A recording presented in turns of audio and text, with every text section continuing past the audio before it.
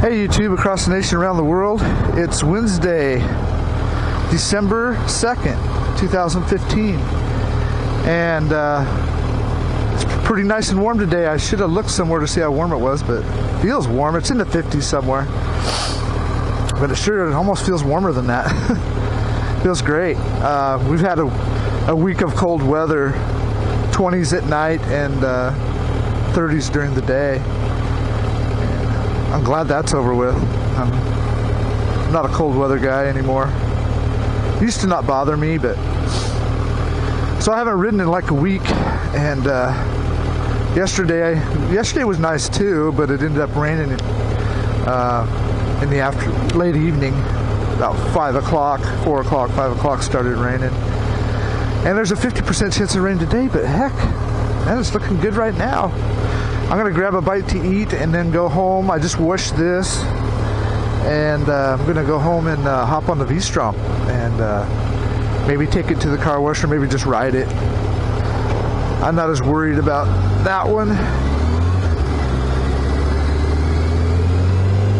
So we're on the 97 Concours ZG 1000, and I'm still having a little bit of a coolant problem. I smell coolant every time I ride this. I was just at the car wash. Well, let me back up. I took this to the bike shop because I knew I had a little leak somewhere. Well, I took it to the bike shop in just the nick of time, I guess, because the mechanic said he started up and let it run, and it just started pouring out. It was just, I got it there just in time. If it would have started leaking like that when I was riding it, I couldn't even have probably made it to the shop. Listen to the biker! Old guy on a cruiser.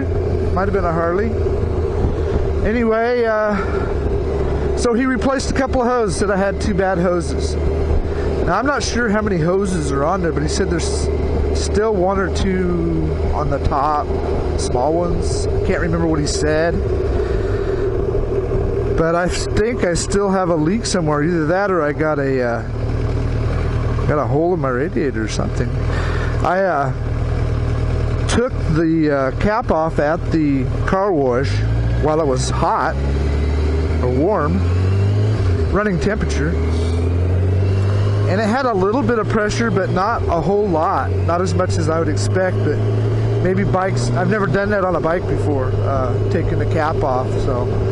On a car, lots of times they'll really spew out a lot of water. You got to be careful not to get burned.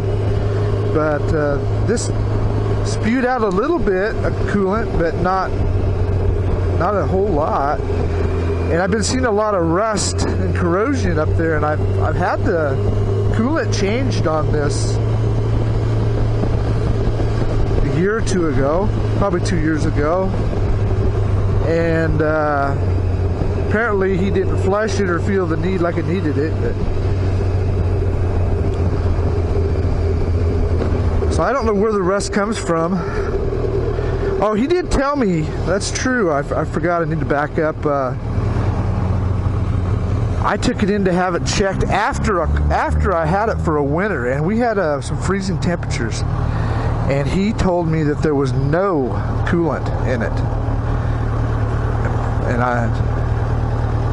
And I rode it around. You know, the kid I bought it from acted like he took care of it. He seemed like a pretty good guy.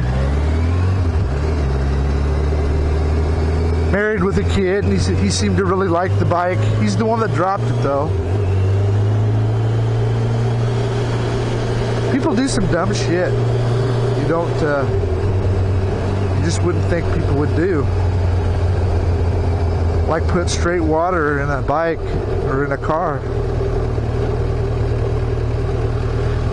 He did say, oh, it probably needs all the fluids changed. Yeah, probably does.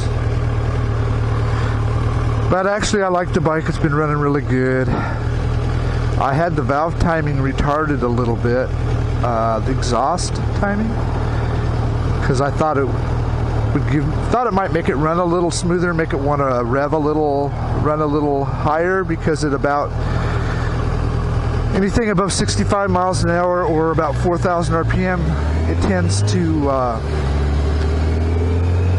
Get a lot of buzz in the bars, but they're all that way.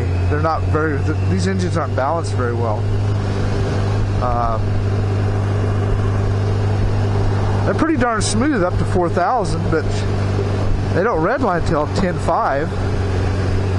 I've never had this thing anywhere close. I've had this thing up to 8,000 or more, maybe a little more, and it sounded like it was revving 20,000. I know it wasn't, but it just sounded like it was really, really revving. But that buzz for me makes it pretty uncomfortable to travel above 65.